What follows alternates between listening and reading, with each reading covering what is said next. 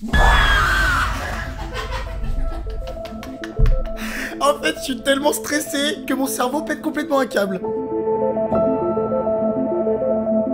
Allez, salut les potos, c'est The Frag HD, j'espère que vous pétez la forme les gens. Pour ma part, je vis tellement mal. Ah non mais je suis en panique totale. C'est un essai de ne pas avoir peur, 99% impossible. 3 anecdotes que vous m'avez racontées dans l'espace commentaire sur les réseaux sociaux et en vocal sur Discord. À la fin de cette vidéo, je vous dis clairement, plus personne ne voudra rester seul chez soi. Vous allez vous pisser dessus. Il y a 2 règles, regarde-moi bien dans les yeux là. La première, ne pas se réfugier dans l'espace commentaire.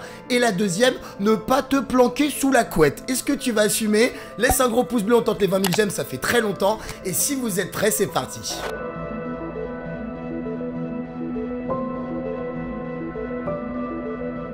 En fait, quand je vois cette première anecdote, j'ai envie de vous faire un top 10 sur les peluches les plus mignonnes de Disneyland. Et pas du tout une thématique d'horreur.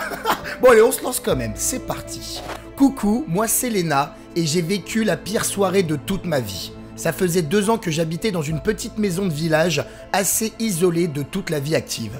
Un soir, j'étais seul chez moi car mes parents étaient partis chez des amis. Je regardais la télé tranquillement et j'ai entendu un gros bruit dans mon couloir. En fait, ce couloir, il menait à la salle de bain, à ma chambre et à celle de mes parents. Je décide complètement effrayé de regarder dans toutes les pièces, mais il n'y a rien. D'où provient ce bruit? Donc finalement, je retourne dans mon salon en me disant que c'était sûrement les chats qui couraient et faisaient du bruit.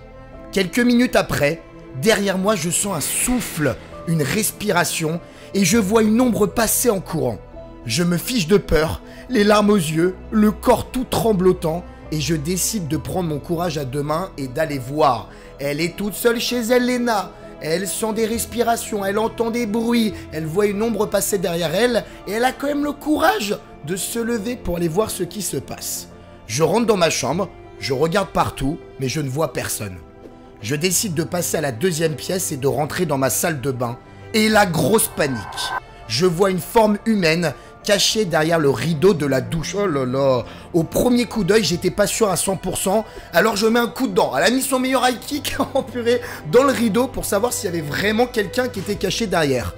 Et là, il y a un homme adulte habillé tout en noir, cagoulé et avec un énorme sac à dos qui sort de la douche en courant et en me bousculant. Je tombe par terre, en fait en réalisant pas du tout ce qui est en train de se passer. Je me relève en hurlant de toutes mes forces et je décide d'aller jusqu'à l'appartement de mes voisins pour demander de l'aide. En voulant sortir de chez moi, j'ai remarqué que la porte d'entrée était fermée à clé. Alors je comprenais pas comment ce cambrioleur, il avait pu s'incruster dans mon domicile et jusqu'à ma salle de bain. Je regarde dans ma chambre et celle de mes parents et en fait j'avais laissé une fenêtre ouverte. Ah ouais, il s'était incrusté par la fenêtre de la chambre de tes parents qui était restée ouverte. Il était rentré dans ton domicile discrètement, il a commencé à voler plein d'objets chez toi et en voyant que t'étais là, il s'est planqué dans la salle de bain et tu l'as cramé. En arrivant en sueur et les larmes aux yeux chez mes voisins, je leur explique ce qui s'est passé et ils appellent mes parents et ensuite la police. 1 heure plus tard, la police cherche partout dans ma maison, mais ils n'ont rien trouvé. L'homme était déjà parti, bien évidemment. Depuis ce jour-là, j'ai développé une phobie et un traumatisme. Je vérifie 3 fois à chaque fois que la porte d'entrée est bien fermée à clé et je ferme tout le temps les volets de ma chambre, mais genre H24, pour être sûr que personne ne rentre. Je souhaite vraiment à personne de vivre une telle horreur à un si jeune âge. Mais à n'importe quel âge, personne n'a envie de vivre ça. Et franchement, la chance que t'as eue, c'est que ce fameux cambrioleur ne t'ait pas agressé ou blessé physiquement au moment où il est tombé nez à nez avec toi. Il t'a juste bousculé et il est parti hyper vite du domicile. Mais ça aurait pu tourner au drame cette histoire.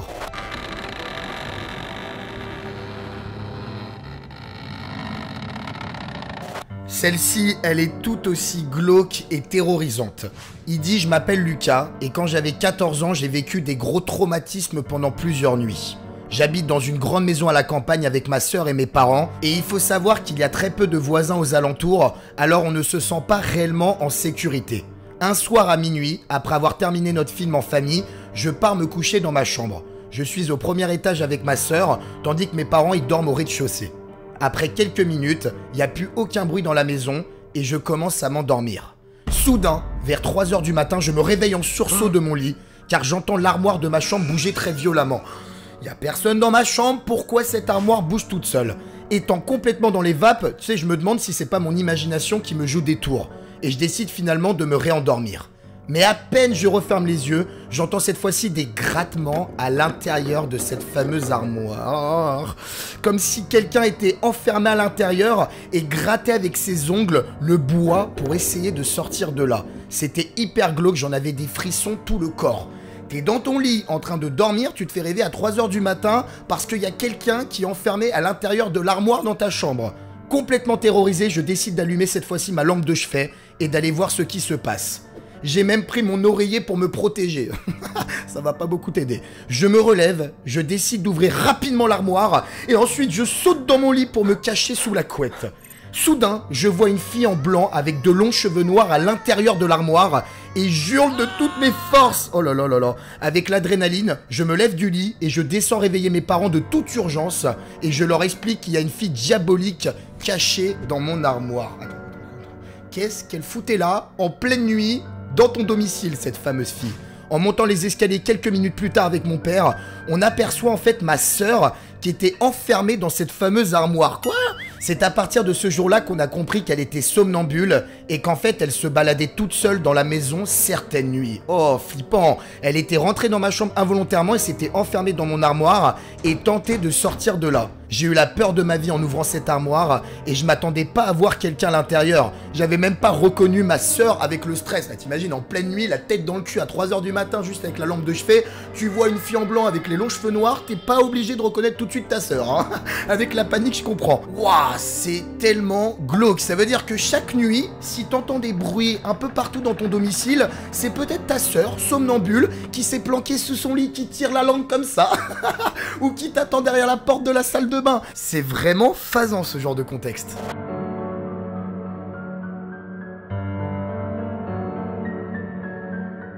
Il faut savoir qu'il y a certaines anecdotes que vous aviez écrites dans l'espace commentaire de mes anciennes vidéos horreur que j'ai réécrit parce qu'il y avait pas mal de fautes d'orthographe et que j'avais envie de vous proposer une vidéo de qualité. Mais ce commentaire qui a été marqué par Ryan, il dit « Salut The Frag HD, j'espère que tu vas bien.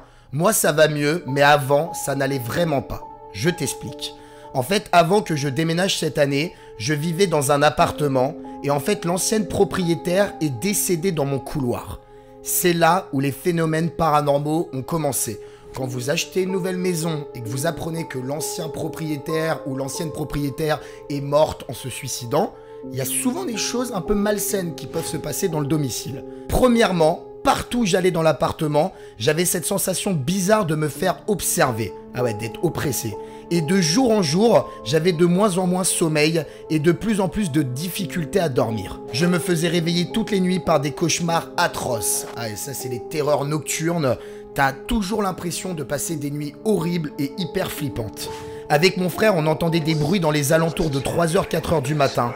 On entendait aussi des portes claquer, des portes de placard grincer. Bref, le cauchemar. Un jour, je venais de me réveiller dans les alentours de 10 h et 5 secondes après avoir ouvert les yeux, j'entends un rire de petite fille tout près de moi, plus une profonde respiration à même pas 1 mètre de mon visage. J'en ai conclu directement que cet appartement était hanté par un esprit peut-être bienveillant ou diabolique. Heureusement, maintenant j'ai déménagé et ces terreurs sont terminées. Oh! C'est glauque. Quand on te dit que la maison dans laquelle tu habites en ce moment, l'ancien propriétaire est mort, décédé, dans une des chambres, dans le couloir de la maison, et que t'as l'impression d'être observé, d'entendre des bruits la nuit, des respirations, et quand tu te réveilles, t'entends un rire de petite fille diabolique, tu te dis mais qu'est-ce qui est en train de se passer? T'as l'impression d'être dans un vrai film d'horreur. Ouh! Et bah si on regarde mon bras et qu'on regarde les gouttes de sueur sur mon front, on pourra dire que The Frag s'est chié dessus. C'est pour ça que j'en fais pas toutes les 2 semaines en fait, parce que moi aussi je finis en PLS comme vous. Les potos, n'hésitez pas à laisser un gros pouce blanc, tentez 20 000 j'aime, ça me fera extrêmement plaisir. Et dans l'espace commentaire, partagez-moi d'autres de vos anecdotes terrifiantes, terrorisantes. On se fera d'autres épisodes. Et si tout va bien, on se retrouve dans 3-4 jours pour une nouvelle vidéo. Ciao ciao.